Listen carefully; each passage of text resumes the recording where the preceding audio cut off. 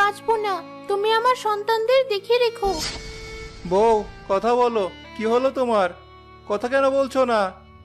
না বউ, তুমি আমাদের রেখে চলে গেলে, এবার আমাদের 5 মেয়েকে কে দেখবে?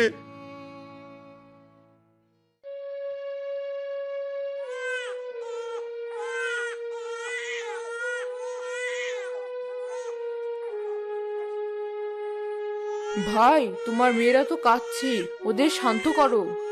কি করে শান্ত করব? ওরা যে কিছুতেই শান্ত হচ্ছে না।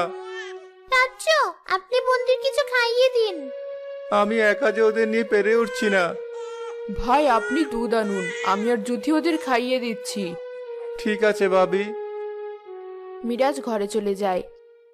সে বাচ্চাদের জন্য ঘর থেকে দুধ নিয়ে আসে।